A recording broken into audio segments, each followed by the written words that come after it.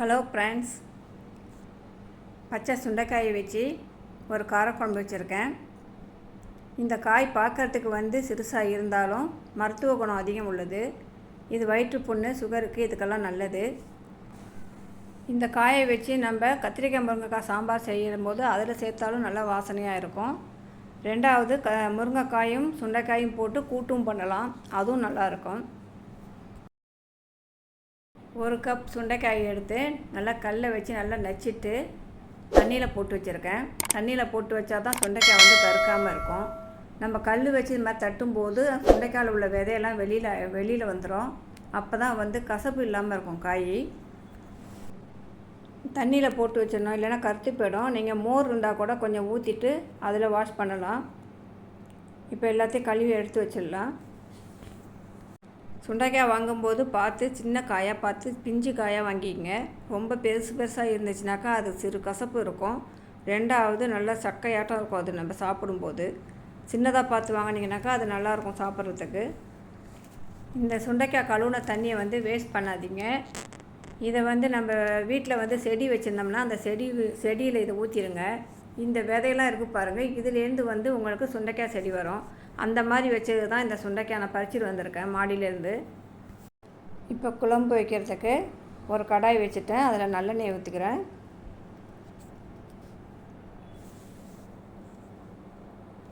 எண்ணெய் காயட்டும். ஒரு தக்காளி, ஒரு 5-6 சாம்பார் வெங்காயம் கட் பண்ணி வச்சுருக்கேன். கருவேப்பிலையும் சேர்த்து வச்சுருக்கேன். ஒரு கையளவு பூண்டு, பச்சை சுண்டைக்காய், ஒரு லெமன் சைஸு புளி, கடுகு, வெந்தயம், ஜீரகம் 3 வச்சுருக்கேன். இப்போ எண்ணெய் காஞ்சிடுச்சு, கடுகு போட்டுடலாம்.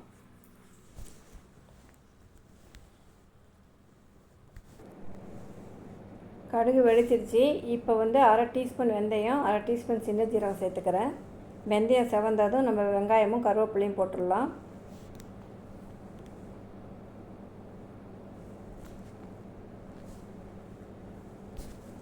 வெங்காயம் பாதி வதங்கினதுக்கப்புறம் பூண்டு சேர்த்து வதக்கலாம். இப்போயே போட்டோம்னாக்கா அந்த பூண்டு செவந்து போயிடும், சாப்பிடும்போது நல்லா இருக்காது. பூண்டோட கலர் நல்லா வெள்ளையாகவே இருக்கணும் குழம்புல, அப்போ தான் நல்லாயிருக்கும் பார்க்குறதுக்கு.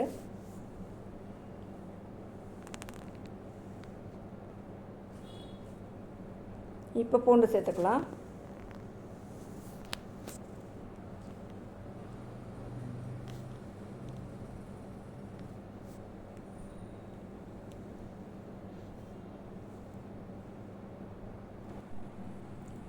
நல்லெண்ணெய் கொஞ்சம் சேர்த்துக்கிறேன். எண்ணெய் கம்மியாக தெரியுது. எண்ணெயிலே வதங்கினா தான் நல்லாயிருக்கும் குழம்பு.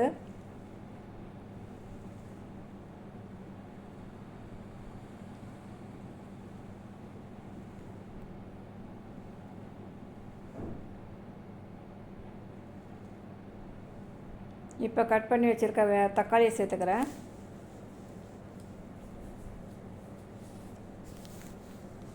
தக்காளியும் சேர்த்து நல்லா எண்ணெயிலே வதக்கிடலாம். இந்த குழம்புக்கு வெங்காயம் கம்மியாகவும் பூண்டு அதிகமாக போட்டால் தான் நல்ல ஒரு வாசனையாக இருக்கும். நான் குழம்பு கொஞ்சமாக வைக்கிறேன், அதனால் ஒரு தக்காளி சேர்த்துருக்கேன். நீங்கள் கூடுதலாக ஒரு 4-5 பேர் சாப்பிட்ற மாதிரி இருந்தாக்கா நல்லா 2 தக்காளி சேர்த்துக்குங்க. இப்போ இது கூட கல் உப்பு கொஞ்சம் சேர்த்துருக்கேன். இப்போ 1/2 டீஸ்பூன் மஞ்சள்தூள் சேர்த்துக்கிறேன். இப்போ எல்லாம் சேர்ந்து நல்லா வதங்கட்டும். சுண்டைக்காய் தக்காளி நல்லா வதங்கினதுக்கப்புறம் சேர்த்துக்கலாம். முன்னாடியே சேர்த்துட்டிங்கனாக்கா கலர் மாறிடும்.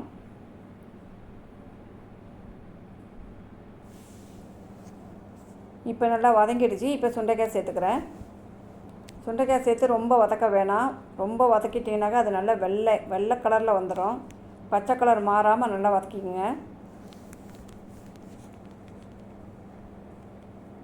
பச்சை சுண்டைக்காய் ஒரு சீசனில் தான் கிடைக்கும், அது எப்போதுமே நமக்கு கிடைக்காது. கிடைக்கும்போது இந்த மாதிரி வாங்கி நல்லா பூண்டு போட்டு காரக்குழம்பு வச்சு சாப்பிடுங்க. உடம்புக்கு ரொம்பவே நல்லது இது. அதுவும் மழை காலத்தில் சாப்பிட்டிங்கன்னா இன்னும் நல்லாயிருக்கும். சுண்டைக்காய் நல்லா வதங்கிடுச்சு. இப்போ குழம்பு தூள் 2 டீஸ்பூன் சேர்த்துக்கிறேன்.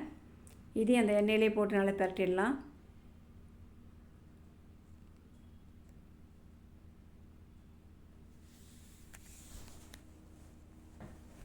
இந்த சுண்டைக்காய் குழம்புக்கு முருங்கைக்கீரை பொரியல் பண்ணி சைட் டிஷ் வச்சு சாப்பிட்டிங்கன்னா நல்லாயிருக்கும். இப்போ நல்லா வதக்கியாச்சு. 1 கிளாஸ் தண்ணி சேர்த்துக்கிறேன் நான். தண்ணி சேர்த்து நல்லா மிக்ஸ் பண்ணிவிட்டு அதுக்கப்புறம் நம்ம குழம்புக்கு தேவையான அளவு புளி சேர்த்துக்கலாம்.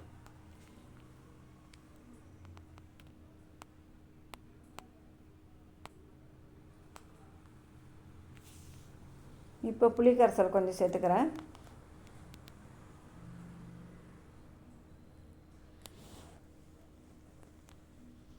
நீங்கள் அதிகமாக புளி சேர்க்குறதா இருந்தால் இன்னும் கொஞ்சம் கூட சேர்த்துக்கலாம். நான் புளி கம்மியாக தான் சேர்ப்பேன். இப்போ நல்லா கொதிக்குது. காய் நல்லா வெந்துடுச்சு. உப்பு புளிப்பு காரம் எல்லாம் கரெக்டாக இருக்கான்னு பார்த்துக்கிட்டு மூடி போட்டு மூடிடலாம். அடுப்பை வந்து ஸ்லோ பண்ணிடலாம். காரக்குழம்பை ஸ்லோவாக வச்சு கொதிச்சாதான் அந்த எண்ணெயெல்லாம் தெளிஞ்சு மேலே வரும். குழம்பு நல்லா திக்காக சுண்டி வந்துடுச்சு. இப்போ இது கூட சின்ன பீஸு வெள்ளைக்கட்டி சேர்த்துக்கிறேன். ரொம்ப அதிகமாக போடுறாதீங்க, அப்புறம் குழம்பு இனிச்சிடும். லைட்டாக தான் போடணும். இந்த வெள்ளைக்கட்டி போட்டால் கொஞ்சம் டேஸ்ட்டு தூக்கி கொடுக்கும், அதனால தான் வெள்ளைக்கட்டி சேர்க்கணும்.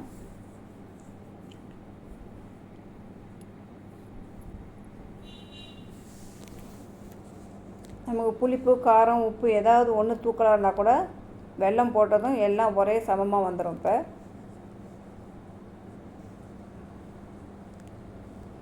நல்லா எண்ணெய் தெளிஞ்சு மேலே வந்துடுச்சு. குழம்பு ரெடி ஆயிடுச்சு. இது லஞ்சு பாக்ஸில் கூட நீங்கள் ஒயிட் ரைஸ் கூட போட்டு நல்லா நல்லெண்ணெய் விட்டு நல்லா கிண்டி கொடுத்தீங்கன்னா மதியானம் சாப்பிட்றதுக்கு நல்லாயிருக்கும். அப்பளம் முட்டை இது இருந்தாலே போதும். பச்சை சுண்டைக்காய் கிடச்சிச்சின்னா இந்த மாதிரி நீங்கள் வச்சு சாப்பிட்டு பாருங்கள்.